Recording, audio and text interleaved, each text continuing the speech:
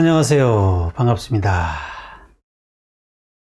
단풍이 막 익어가는 가을 저녁입니다.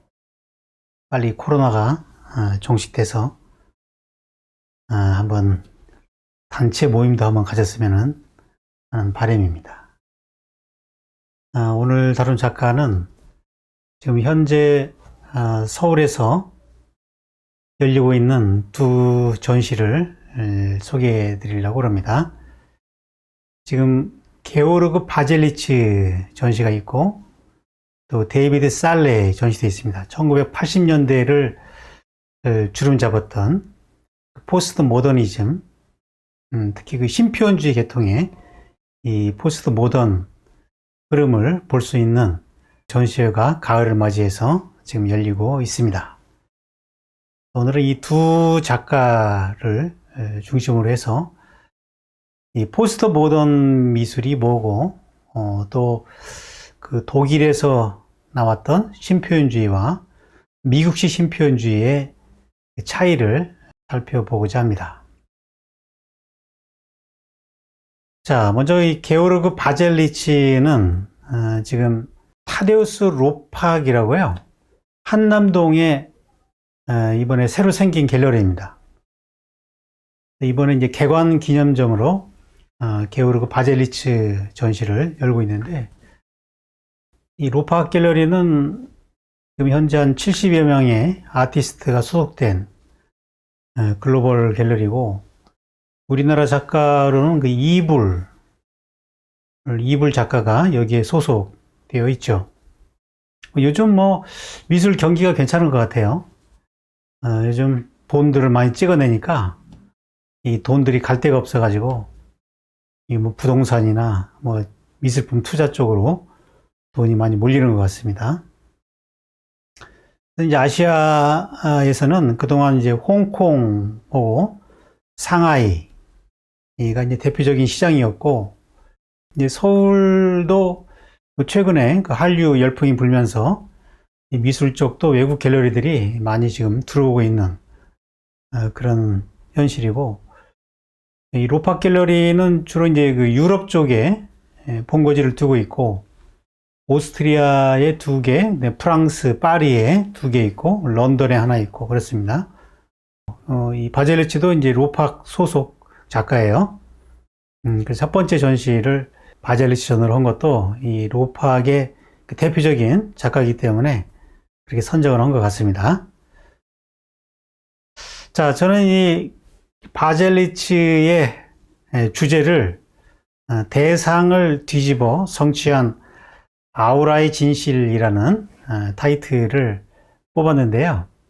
바젤리치 그림의 특징은 모든 대상을 뒤집어 그린다는 거죠, 거꾸로. 그래서 이제 그 재현적인 의미를 약화시키면서 어떤 그 순수한 회화의 자율성, 그리고 그 그리는 사람의 그 아우라를 진실되게 표현하고자 하는 의도다라고 그렇게 주제를 뽑아냈습니다. 이 아우라라는 말은 본래 이제 어떤 분위기, 기운 뭐 그런 의미인데, 발터 베냐민이 기술복제 시대의 예술 작품이라는 책에서 훌륭한 예술 작품에 깃든 하나의 그 신비감, 경이로움이라고 해석을 했죠. 근데 이것이 이제 어떤 원본, 오리지널한 작품에만 이 아우라가 있다는 거죠. 아우라의 특징이 반기계적인 어떤 비복제성이 있다라고 그렇게 이제 정의를 했죠. 표현주의 회화는 아우라를 드러내는 것이 이제 그 중심 주제가 되고 있는 거고, 특히 그 독일 같은 경우는 1930년대부터 이 표현주의로 그 현대 미술의 주도권을 잡았던 뭐 그런 민족이기 때문에, 독일에서 1980년대에 이런 표현주의의 흐름이 다시 나오는 것은 독일이 자기 민족적인 정체성을 들고 나왔다, 그렇게 이해해도 될 것 같습니다. 자, 이 바젤리치의 작품을 이해하기 위해서 왜 독일에서 이 표현주의가 80년대 다시 나오게 되는지 그 배경을 좀 살펴보면요, 이 바젤리치가 1938년생이거든요. 그러니까 이제 어렸을 때 2차 세계대전을 경험하게 되는 거고, 그래서 외곽에 있는 도이치 바젤리치, 바젤리치가 그 지명이에요, 지명. 지명인데 나중에 그 자기 고향을 그리워하면서 자기 고향으로 이제 이름을 대신 쓴 거죠. 본명은 한스 게오르그 케른이라는 본명을 갖고 있어요. 그리고 1945년에 2차 세계대전이 끝나갈 무렵에 드레스덴이 영국군의 그 폭격을 당하면서 완전히 붕괴가 됩니다. 그래서 그 당시에 30만 명이라는 집계도 있고 3만 명이라는 집계도 있는데 정확한 이런 집계는 안 되지만 아무튼 수만 명의 사람들이 불에 타 죽었어요. 이게 지금 그 당시 불타는 장면인데 시체들이 그냥 길거리에서 타서 저렇게 버려진 시체들이 난무했고, 어린 시절에 이런 장면을 목격했기 때문에 그 어떤 정신적인 상처 이런 것들이 트라우마로 남아서 지워지지 않고 이것이 지속적으로 이어진 거죠. 그리고 1956년에 동베를린에서 미술 아카데미를 입학했는데 피카소의 그림을 소장했다는 이유로, 피카소는 그 당시 그 나치에 의해 가지고 퇴폐 미술로 분리됐기 때문에 그 당시 모더니즘 계열 작가들이 전부 다 이 퇴폐 미술로 낙인 찍혀가지고 나치들한테 그림을 압수당하고 불태워지고 그랬었죠. 바젤리치도 피카소 그림을 소지했다는 이유로 학교에서 정치적 미성숙이라는 명분으로 퇴학을 당하게 됩니다. 그리고 이제 서독으로 망명을 해가지고 서독에서 이제 시각 예술 아카데미를 다니게 되는 거죠. 서독은 그 당시에 좀 자유로웠지만 그 당시에 그 미국 문화를 받아들여 가지고 독일의 어떤 정체성을 위협받던 그런 시기였었고, 미술 쪽에서는 추상 미술하고 이제 팝아트가 막 들어왔던 그런 시기거든요. 자, 바젤리치의 기억을 통해서 이제 그 당시 상황을 한번 들어보죠. 1945년 무렵 독일은 사실상 모든 것을 잃어버린 시기였다. 문화까지도 말이다. 먼저 프랑스 문화가 압도하더니 그 뒤에는 더 강력한 미국 문화가 들어왔다. 무거운 과거를 뒤로한 독일 출신 예술가로서 목소리를 내기가 상당히 어려웠다. 그러니까 우리나라 상황과 아주 그 유사한 점이 많아요. 우리나라도 이제 전쟁 이후에 서양의 문화, 특히 미국의 문화가 들어오면서 정체성을 찾기가 상당히 어려워진 거죠. 그런 상황에서 어떻게 이제 독일적 정체성을 회복할 것인가라는 것이 이 바젤리치의 이제 과제였었고요. 1960년대 그 독일 미술계의 분위기를 보면은 미국의 추상 표현주의하고 유럽의 앵프로멜에 의해서 지배되고 있었다. 둘 다 이제 그 추상 미술이잖아요. 근데 이제 그 독일 같은 경우는 이제 2차 세계대전의 당사국으로서 엄청난 상처를 많이 입은 민족이기 때문에 이 추상이라는 것은 좀 관념적인 거거든요. 현실을 떠나서 어떤 관념적인 그런 아름다움을 추구하는 건데, 그러기에는 가슴에 한과 응어리 된 것들이 많이 있었다는 거죠. 그래서 이제 바젤리치 같은 경우는 이제 그러한 미국식의 추상이 독일적 정체성에 부합되지 않는다라고 생각한 거죠. 그러니까 이제 모든 작가들은 이 정체성과 이 시대성에 대한 어떤 해석을 필요로 하는데, 독일 사람들의 어떤 정서, 게르만 민족이죠. 게르만 민족의 그 정서가 좀 어두운 면이 있잖아요. 좀 무겁고 어두운 면이 있는데, 이제 그런 독일 특유의 정서가 1930년대에는 표현주의로 드러났거든요. 그래서 이제 어떤 인간의 내면적인 것을 이제 분출시키는 그런 흐름이 있었는데, 너무 추상으로 가버리니까 그런 어떤 인간의 감정이나 어떤 그 사회적 현실, 특히 그 시대적으로 보면은 독일의 전쟁 이후에 실존적인 어떤 상황이거든요. 그러니까 이제 그런 것들이 추상미술하고 맞지 않는다고 해석을 하는 거죠. 그래서 이제 그 독일적 정체성을 위해서 이제 표현주의의 전통을 다시 가져오려고 합니다. 자, 그 당시에 그 바젤리츠의 회고를 통해서 바젤리츠가 고민하는 부분을 한번 들어보죠. 나는 글로벌한 예술은 없다고 확신한다. 예술은 언제나 그 자신의 기원과 동일시된다. 여기서 기원이란 국가나 시대, 문화 등 하나의 예술이 유래하고 탄생한 곳을 지칭한다. 이런 차이점이 존재하기 때문에 독일적인 것, 미국적인 것을 구분할 수 있는 것이다. 자, 어느 작가나 자기가 태어난 어떤 민족이 있고 어떤 기원이 다르기 때문에 어떤 시대나 국가나 문화에서 유래한 독특한 정체성이 있을 수밖에 없다는 거죠. 이 글로벌하다는 것이 과연 가능한 것이냐. 본인은 이제 그걸 불가능하다고 생각한다는 거죠. 왜 이런 얘기를 하냐면은 이 추상미술은 이 글로벌리즘에 부합된 예술이거든요. 이 칸트의 미학에서 비롯된 이 추상은 어떤 보편적인 아름다움을 추구했기 때문에 전 세계가 미술이 비슷해지는 그런 경향이 있었거든요. 거기에 대한 이 얘기를 지금 하고 있는 겁니다.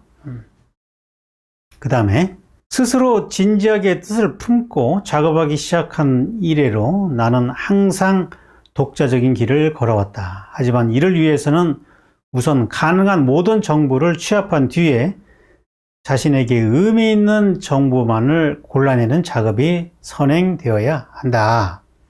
초기에는 이런 부분에 관한 확신이 없었지만 머지않아 명확하게 인지하기 시작했다. 자, 그러니까 자기 세계, 자기만의 그 독자적인 길을 가기 위해서는 내가 가고자 하는 주제와 관련된 그 의미 있는 정보를 골라내는 그런 작업이 필요하다는 거죠. 처음에는 뭐가 나한테 필요한가를 찾아내기가 어렵죠. 자기 주제가 안 잡히면은. 그래서 처음에는 좀 헤맸는데 곧 그것이 가능해가지고 자기의 독자적인 길을 갈 수 있게 됐다. 그런 얘기죠. 그러니까 여기서 중요 정보라는 것은 제가 생각하기에는 표현주의와 관련된 정보예요. 그러니까 더 멀리 올라가면은 16세기 매너리즘에서부터 뭐 중세 그리고 20세기 초에 있었던 그 표현주의 이런 것들이 주요 자료가 되는 거죠. 그리고 인간의 어떤 그 내면에 관한 어떤 정신적인 그런 문제들을 다룬 자료들 이런 것들을 일단 의미 있는 자료로 분류해서 그것들을 중심으로 보게 됐다는 그런 얘기가 되겠어요.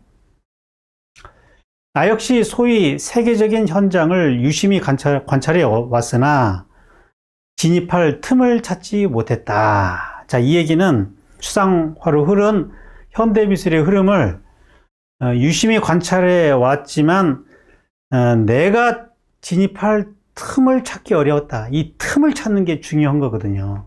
그렇지 않으면 아류가 되잖아요. 자기 길이 안 나오는 거기 때문에 어설프게 그냥 따라갔다가는 자기 포지션이 안 나오는 거죠. 그러니까 어떤 그 독일적 정체성이 있는 방식을 선택해서 그 길로 가기로 결심했다. 그런 얘기가 되겠어요. 그리고 정확하게 지금 자기가 가야 될 길을 보고 있는 겁니다. 이것이 안 보이면은 헤매게 돼 있어요.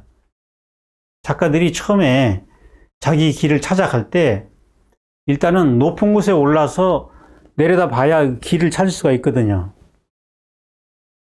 그 길이 보여야 내가 그 등산로에 맞는 자료들을 모아가지고 등산을 할 수가 있는 거죠. 자, 이 사람이 이제 참조한 그 자료들 중에서 그 주요 자료는 앙토냉 아르토라는 프랑스의 극작가로서 명성을 날린 분인데, 이분이 이제 그 18살 때 우울증에 걸리죠. 우울증이 발병이 해가지고, 지옥 같은 이제 삶을 잊기 위해서 이제 마약을 하고, 또 뭐 치료를 반복하면서, 처음에는 글쓰기를 하다가 욕구가 충족이 안 되니까 직접 그 자기가 체험을 위해서 연극계에 뛰어듭니다. 그래서 주로 이제 그 자신의 이야기, 죽음에 쫓기는 그 자신을 구원하기 위한 그런 어떤 초현실적인 경험을 연극으로 표현을 했죠. 그래서 이분이 이제 그 잔혹극으로 유명한 분이거든요. 잔혹극. 잔혹극 선언문을 발표해가지고 어떤 연극계에 어떤 그 혁명을 몰고 오기도 한 분인데, 그 반고랑 자신을 동일시해가지고 반고후 사회로부터의 자살자라는 이 글을 발표하기도 했습니다. 그러니까 들레즈도 이런 그 잔혹극에서 영감을 많이 받았고요. 아르토로부터 기관없는 신체라는 개념을 가져오고, 그것이 하나의 그 프란시스 베이컨의 작품에 실현됐다고 그렇게 봤기 때문에 이제 베이컨 연구를 하게 되는 거고요. 그리고 이 아르토라는 이 극작가의 어떤 삶이나 이 사람의 예술이 바젤리치뿐만 아니라 그 철학가인 그 들레즈한테도 지대한 영향을 미쳤고요. 이 정신분석 쪽의 바탕을 둔 작가들한테도 이게 많은 영향을 주게 됩니다. 그래서 동독에서 배운 어떤 리얼리즘하고 서독에서 접한 추상미술 사이에서 이제 그 길을 모색하다가 어떤 인간의 어떤 감정을 표현하는 표현주의 쪽으로 가고자 했을 때 이 아르토의 삶과 예술이 어떤 지대한 영향을 끼치게 되는 거죠. 이분이 그림도 그랬어요. 이런 그 스케치들이 많이 남아 있죠. 그리고 이제 한 사람 더 들라면은 한스 프리츠혼이라는 분인데, 이분은 독일의 정신과 의사이면서 미술 사학자였어요. 이분이 이제 그 정신질환자의 예술세계라는 책을 내게 되는데, 이 책에는 그 정신질환자들이 만든 그런 작품들을 가지고 이제 분석한 그런 책인데, 여기에 보면은 그 비이성적인 인간, 매너리스트, 뭐 정신병 환자들의 어떤 통찰력을 분석하고 있어요. 이게 이제 그 한스 프리츠혼이 수집한 작품들인데요. 이런 작품들을 보면서 영감을 받게 되는 거죠. 예수상을 만든 작품인데, 원초적인 성기들을 이렇게 노출하고 있습니다. 아무튼 이제 그 이성적이지 않은 상태를 추구하다 보니까 어떤 그 정신병의 상태에서 그 하나의 모델을 찾는 거죠. 이성의 통제가 사라졌을 때의 상태를 직접적으로 표현하고자 하는 거죠. 그래서 이제 이런 그림이 이제 그려지게 되는 것이고, 초창기 1962년도에 나온 그림들을 보면은 아르토의 영향하고 프리츠혼의 영향으로 성기를 크게 확대하는 표현주의적인 그림을 그리게 됩니다. 61년도에 이제 추상미술에 반발을 해가지고 이제 지옥선언이라는 글을 발표를 하고, 영웅이라든지 폐잔병 같은 실존적인 인물상들을 아주 조한 붓터치로 그로테스크하게 이제 그려나가기 시작합니다. 그래서 이제 이런 작품들을 가지고 1963년도에 서독에서 첫 번째 전시를 열었는데, 지나치게 외설적이라는 이유로 작품들이 압류가 됩니다. 그래서 재판에 회부돼 가지고 2년 동안 작품이 압류되어 있었어요. 특히 벌거벗은 인간하고 하수구 아래에서의 지난 밤, 이 작품들이 압류가 됐죠. 이제 거꾸로 그리기 이전의 작품들을 먼저 보고 있어요. 그래서 초창기 작품들을 보면은 굉장히 어둡고 정신병자들이 갖고 있는 그런 원초적인 어떤 본능의 상태를 그대로 표현하고자 하고 있습니다. 자, 이런 식으로 관념적인 추상미술에 이제 저항을 하고 있는 것이고, 독일의 표현주의적 전통을, 특히 그 게르만 민족의 좀 무겁고 어두운 그런 정체성을 계승하고자 하는 거죠. 그리고 피카소를 굉장히 좋아했어요. 그래서 이 피카소 작품도 소장하고 있었던 거고, 여기서도 보면은 그 피카소의 영향이 좀 보이죠. 여기도 얼굴이 두 개죠. 정면, 측면이 같이 들어있는 그런 얼굴. 여기서도 그렇고요. 여기서도 입체파적인 요소가 들어오지만 그걸 지적으로 풀어가지 않고 표현주의적으로 풀고 있다는 점이 이제 특징이죠. 그리고 1963년과 4년 무렵에 아이돌 시리즈를 제작하게 되는데, 이 작품들은 이제 뭉크의 절규라는 작품의 영향을 받은 거예요. 왼쪽에 있는 이 절규에서 뭉크의 자화상적인 이 얼굴을 차용해서 자신의 감정을 표현하고 있어요. 표현주의 화가들이 이제 모델로 삼는 대표적인 작가가 뭉크죠. 그 뭉크의 약간 그 불안과 공포에 휩싸인 그런 내면을 잘 표현했기 때문에 그것의 영향을 좀 받고 있는 거죠. 그리고 65년에서 66년 사이에는 영웅 시리즈를 제작을 하는데요. 1965년에 이제 피렌체를 가게 되는데 한 6개월 정도 머물면서 거기에서 이제 피렌체에서 시작한 16세기 매너리즘에 영향을 받게 돼요. 매너리즘은 이제 르네상스 이후에 아카데믹한 미술의 반기로서 등장하는 약간 그 왜곡된 형태, 어떻게 보면 최초의 표현주의적인 경향이라고 볼 수 있는데, 왼쪽에 보이는 이 엘 그레코가 대표적인 매너리즘 작가죠. 인체를 이렇게 길게 늘어뜨린다든지 균형에 맞지 않은 이런 형태들이 나오게 되고요. 또 로비스 코린트라는 독일 작가인데 이런 작가의 작품들에서도 영향을 좀 받습니다.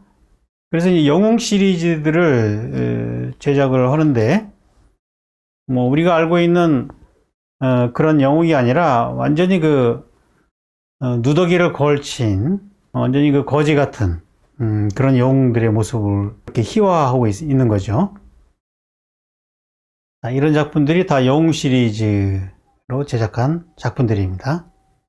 대체로 얼굴이 조그맣고 몸이 아주 크고 이제 비대칭적이고 허리띠를 풀고 아주 좋아하는 모습을 하고 있죠. 나는 파괴된 질서, 파괴된 풍경, 파괴된 사람들, 파괴된 사회에서 태어났다. 그리고 질서를 다시 세우고 싶지 않았다. 그러니까 자기가 드레스덴에서 겪었던 그런 전쟁의 참상, 이게 무의식중에 가슴속에 남아있기 때문에 이 밝은 그림을 그리기가 쉽지 않은 거죠. 그래서 이제 이런 어두운 그림들, 그리고 약간 냉소적인, 우리 사회에서 영웅이라고 생각하는 사람들을 다루면서도 추한 모습으로 영웅들의 모습을 그리고 있습니다.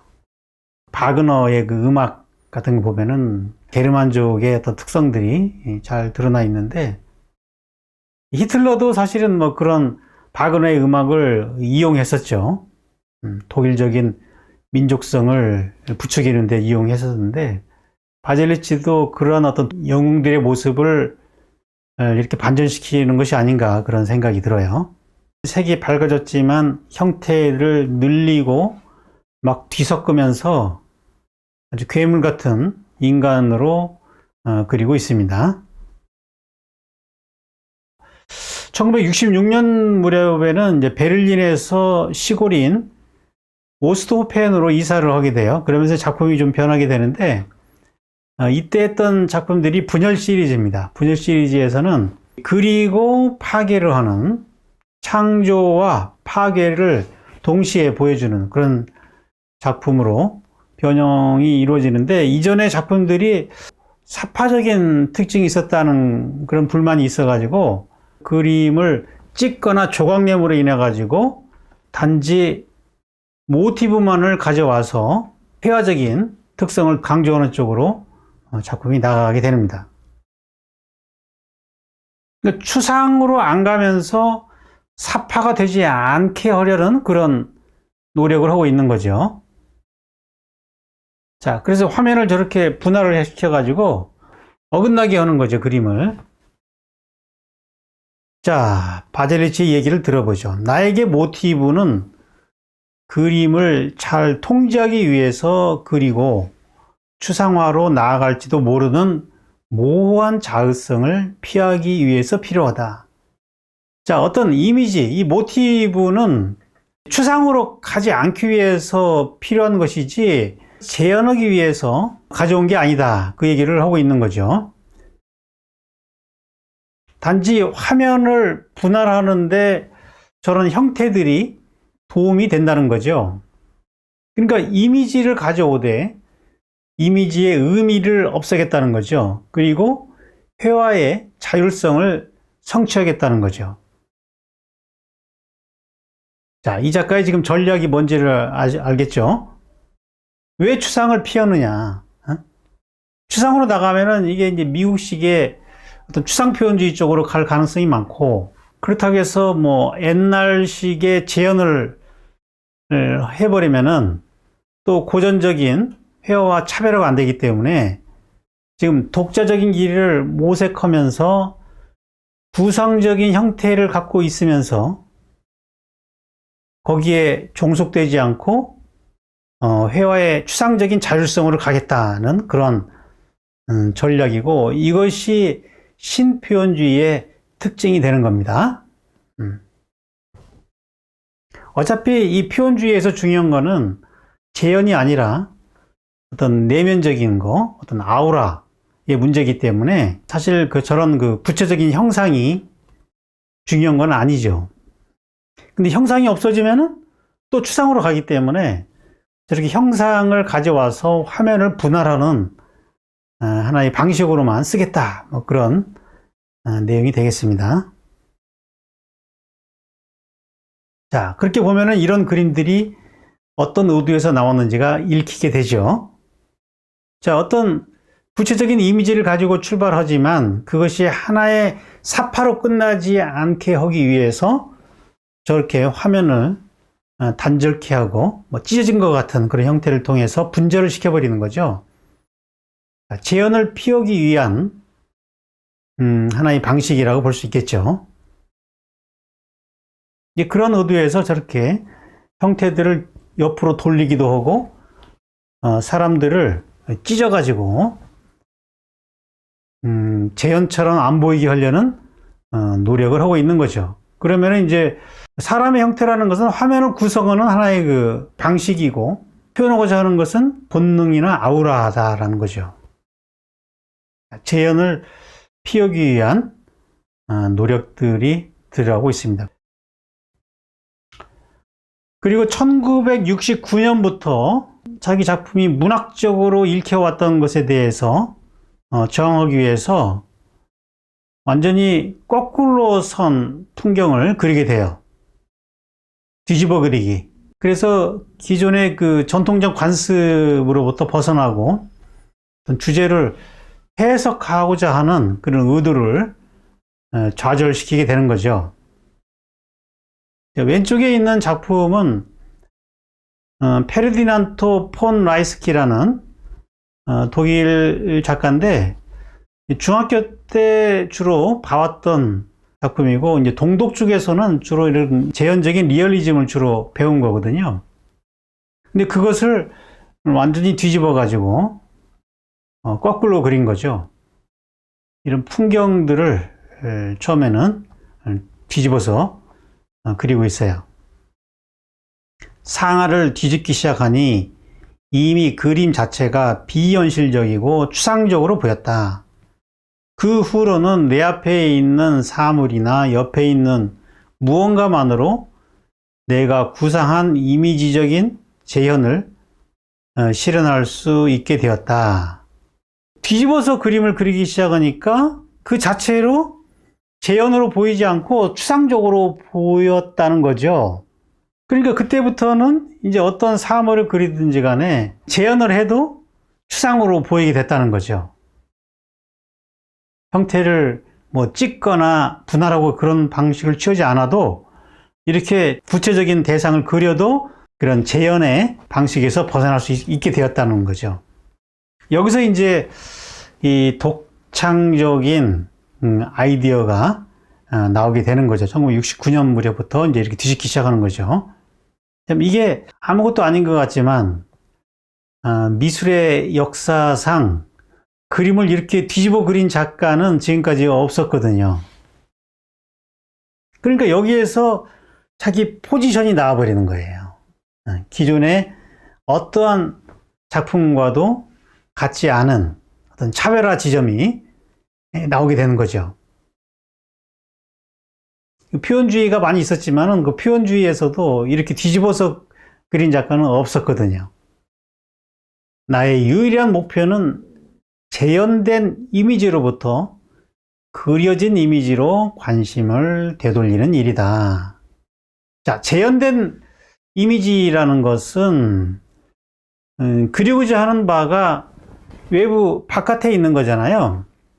그림이라는 것은 바깥에 있는 대상을 2차적으로 옮긴 거죠. 이게 이제 고전 예술의 재현된 이미지죠. 근데 그려진 이미지라는 것은 그 대상이 밖에 있는 것이 아니라 화면 안에 있다는 거죠. 저 개를 그렸다면 저 개가 밖에 있는 어떤 개가 아니라 그냥 이미지로 그냥 읽히게 했다는 거죠. 표현주의 화가인 칸디스키도 비슷한 경험을 했었죠. 자기가 그 작업실에서 작품을 그리다가 밖에 나갔다가 들어왔는데 굉장히 멋진 그림이 있어가지고 한참 동안 바라봤더니 자기가 그린 작품인데 그거를 이렇게 돌려놓고 나가가지고 뭘 그리는지 모르니까 더 순수한 어떤 선과 색의 그 울림이 더 강하게 다가왔다라는 건데, 근데 거기에 뭐가 그렸는지를 알고 보니까 그 감흥이 적더라는 거죠.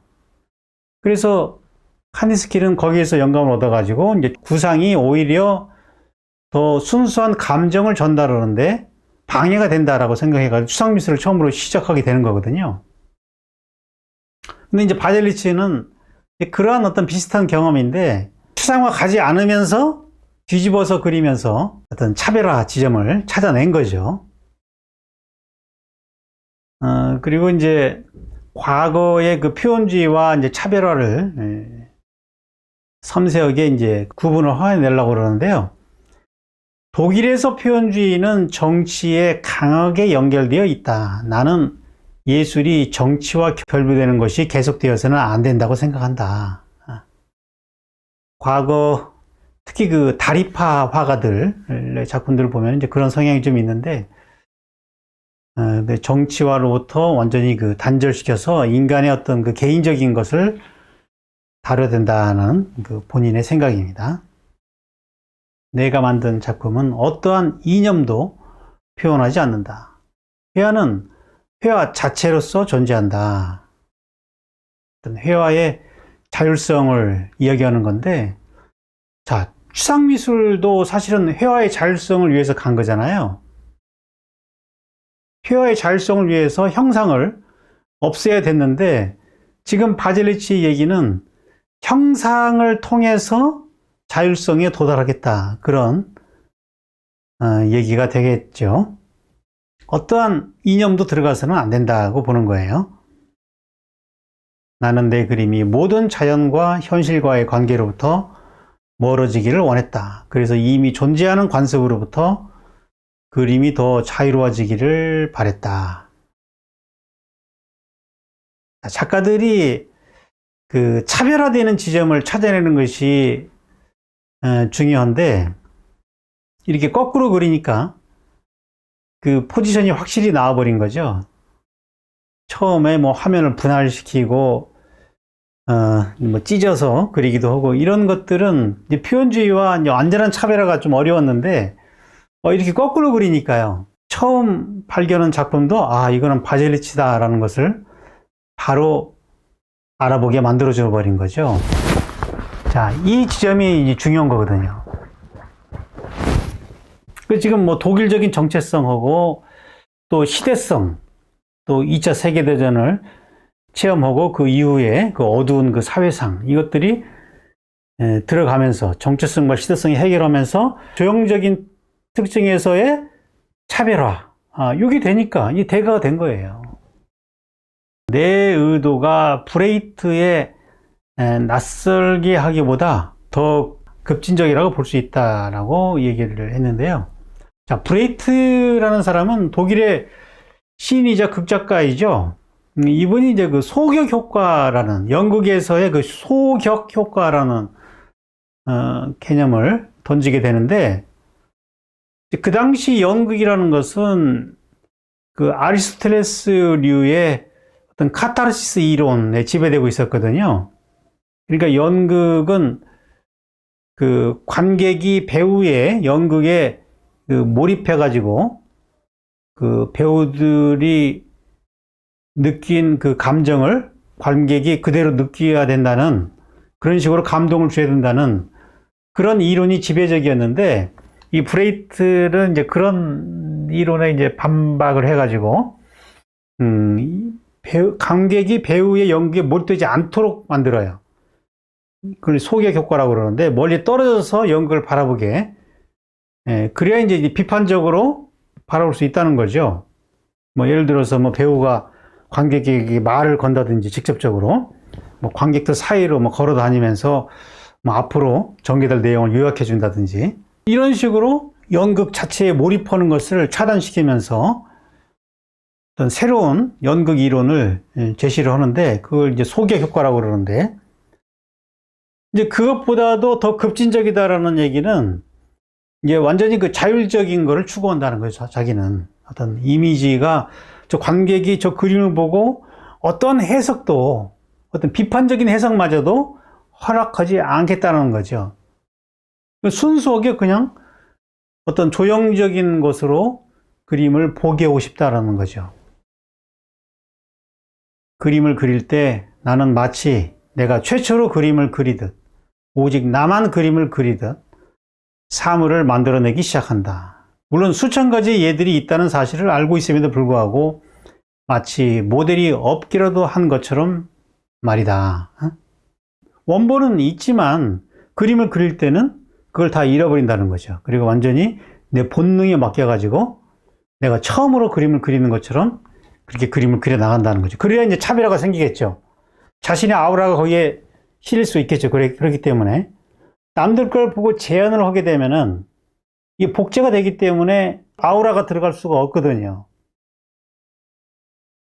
그리고 1980년도에 이제 베니스 비엔날레 참가를 해가지고 그때 이제 조각을 또 시도를 하게 돼요.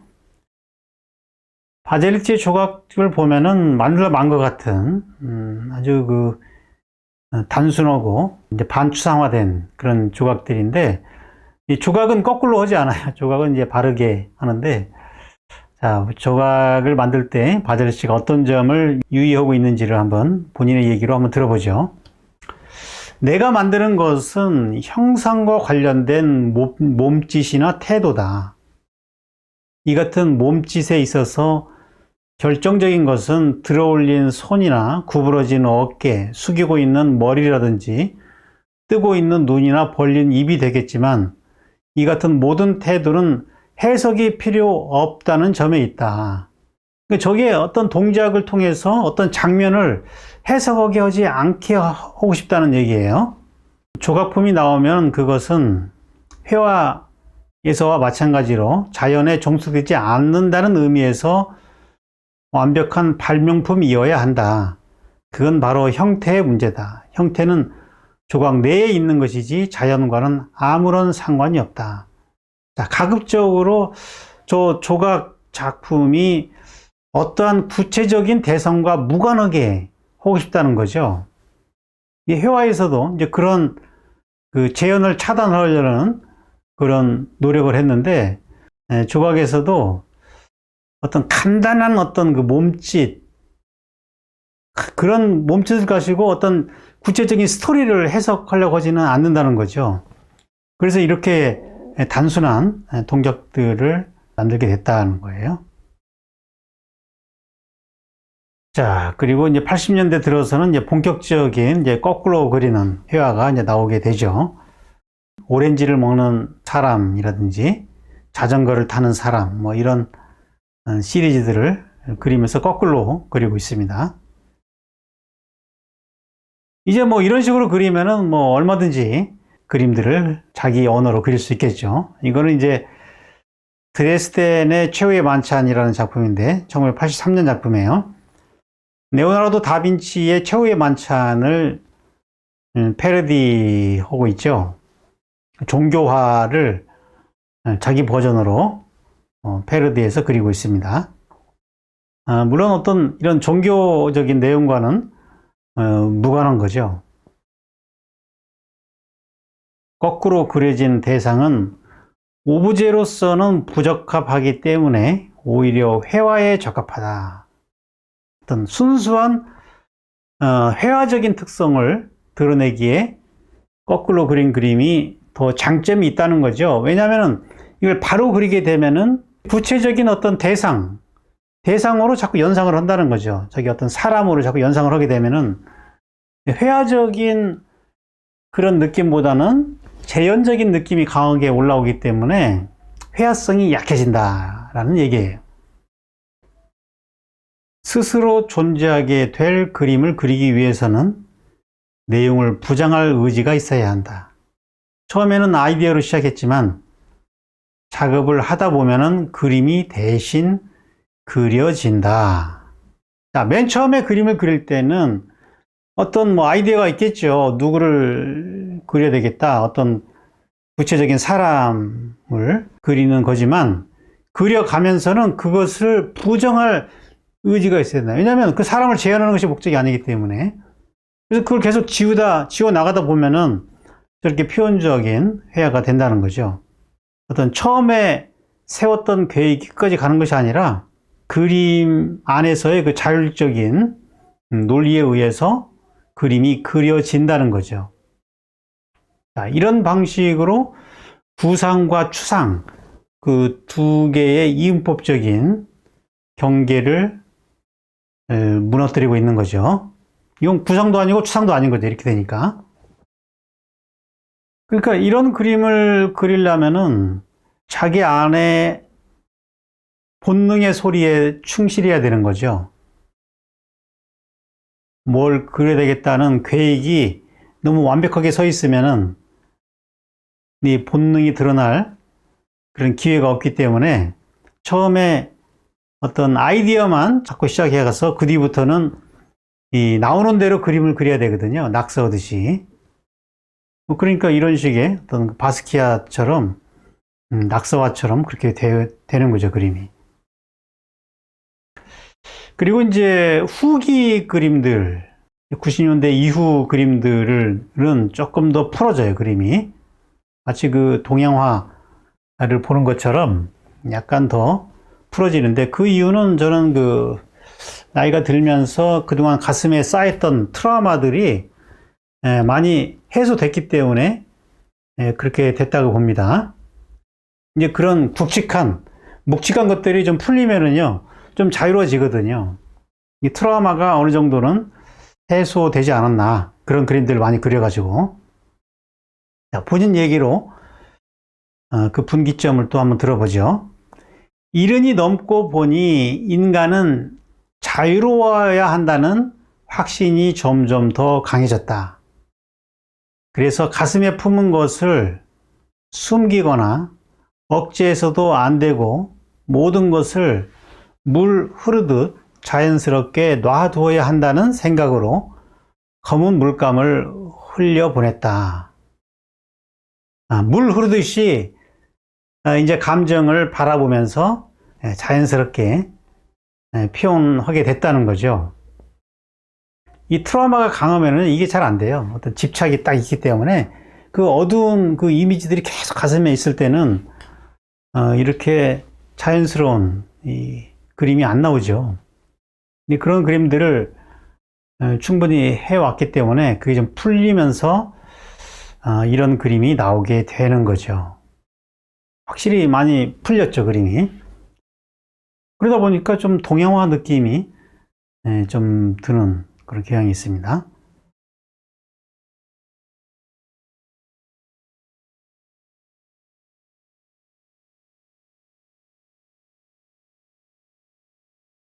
자, 자기의 그 작업 과정을 설명한 얘기인데요. 나는 캔버스를 바닥에 눕힌 채로 작업한다. 나는 아주 어린아이 같이 간단하고 어리석고 또 꽤나 잔혹하게 그린다. 몇몇의 특정한 규칙들을 지키면서 가령 색끼리 접촉이 되면 안 된다든가 또는 어딘가에는 꼭 빈 공간이 있어야 한다든가 하는 등 말이다. 그것이 잘 옮겼는지 아닌지는 보는 즉시 알 수 있게 된다. 그림을 바닥에 눕히고 그래요. 거꾸로 그리는 건 아니죠. 그림을 걸 때 거꾸로 거는 거고 그릴 때는 바닥에 눕혀서 그림을 그립니다. 자기가 몇 가지 규칙을 정해놓고 그 룰에 따라서 그린다는 거죠. 룰이 없으면 안 되잖아요. 그러니까 자기 나름대로 몇 가지 룰을 정해놓았다는 거죠. 뭐 여백은 좀 있어야 되고 또 뭐 색들이 이렇게 충돌이 안 되게 한다는 자기 나름대로 그런 규정들을 정해놓고 좀 그려나가고 있는 거죠. 2015년도에 베니스 비엔날레에 출품됐을 때의 작품입니다. 이런 그림들은 이제 사람을 거꾸로 그리면서 아우라가 느껴지게 했죠. 그리고 이번 전시는 이제 가르니 호텔이라는 주제로 전시를 하고 있습니다. 최근 작품들이죠, 이게. 자, 본인이 이제 최근 작품에 대한 설명입니다. 내 작업은 전통 회화나 미술사와 깊은 관련이 있다. 피카소의 아비뇽의 처녀들은 유라르드 역사에서 결정적인 역할을 한 작품이다. 프랑스 남부 아비뇽에서 전시했을 때 아비뇽 시에서 피카소의 기증 제안을 거부한 적이 있다. 이런 예술가의 실패 또한 내가 작업으로 다루는 예술 전통의 일부분이다. 독일에서 가르니 호텔이라는 말이 암시하는 바는 일종의 저렴한 러브 호텔로 숙박의 목적이 아닌 즐기려고 찾는 공간이라는 뜻이 내포되기에 유의적인 의미를 담으려는 의도도 있다. 자, 피카소의 저 아비뇽의 처녀들, 저 작품을 이제 패러디하고 있는 거예요. 저게 이제 아비뇽이 그 당시에 그 사창가죠, 사창가. 사창가의 여인들을 그린 건데, 저기에서 이제 피카소가 여인들의 모습을 아주 그로테스크하게 이제 그려 놨잖아요. 그래서 이제 그 당시에는 저게 무슨 미술이냐고 비판을 많이 받았는데, 그 당시에는 실패지만 역사적으로 중요한 작품이 됐는데, 이제 그런 어떤 피카소의 예술가 정신을 본인도 뭐 존경을 하는 것이고, 그래서 이제 자신을 저런 여인들의 모습을 뒤집어서 거꾸로 이제 패러디식으로 그리고 있는 거예요. 그러니까 저 모델은 다 자신의 그 부인을 모델로 하고 있어요. 엘케라는 자신의 부인을 모델로 하고 있는데 뒤집어 그린 여인들입니다. 자, 지금 전시장의 모습을 제가 토요일 날 가서 찍은 사진입니다. 전시장이 굉장히 길더라고요. 아주 특이한 구조로 되어 있는데 전부 다 이 가르니 호텔 시리즈만 전시되고 있어요. 제가 한남동에 있는 전시장까지 우리 집에서 걸어서 산 넘어서 걸어갔더니 1시간가량 걸리더라고요. 등산을 할 겸 해서 전시장에서 찍은 사진입니다. 그리고 한쪽 면에는 드로잉들이 걸려 있었는데 이런 붉은색 드로잉들은 그 앙리 루소의 그 석판화, 이 전쟁이라는 작품에서 착안을 했다고 합니다. 피를 연상케 하는 붉은색으로 드로잉을 하고 있어요. 드로잉도 거꾸로 그 모델을 그리면서 마치 그 동양화로 그린 것처럼 그렇게 그리고 있습니다.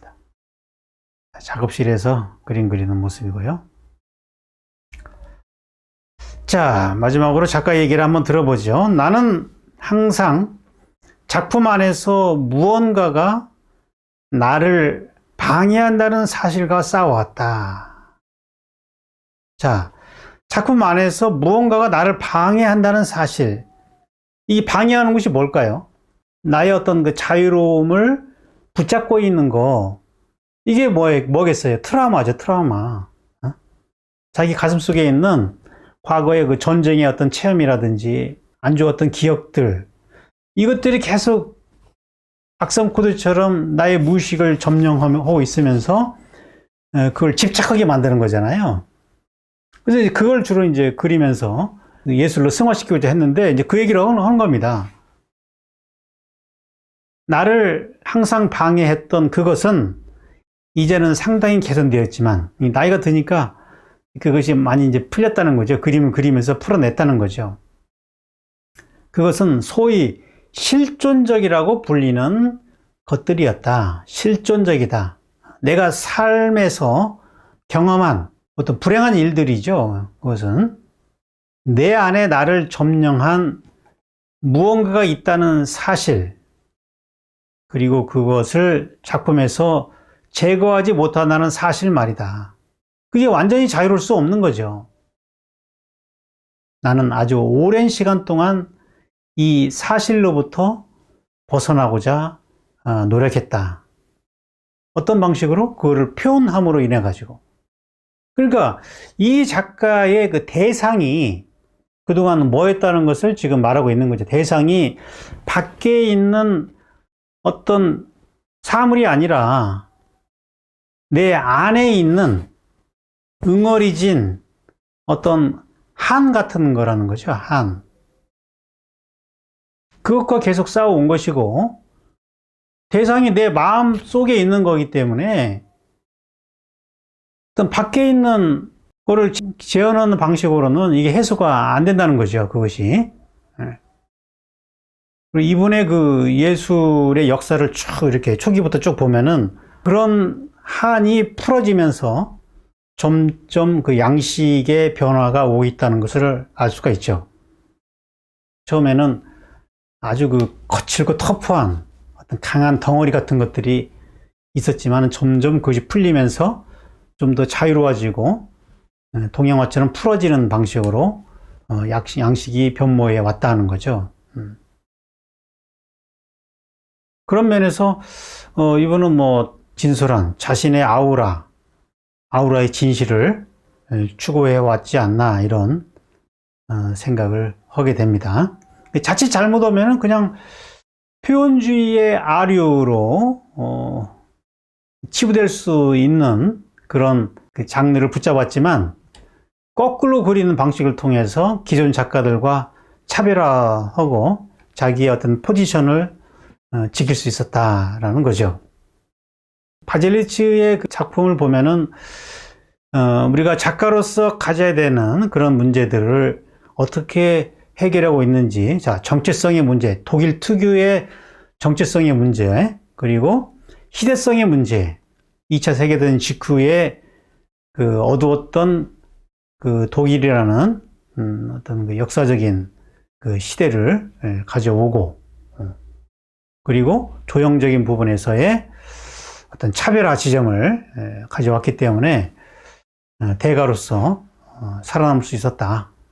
지금 뭐 생존 작가 중에서는 뭐 10위 안에 들어가는 작가로 자리매김 될 수 있었던 것도 이제 그런 어떤 그 분명한 정체성, 시대성, 조형성의 이 삼박자가 잘 맞아 떨어졌기 때문에 이게 가능하다라는 거죠.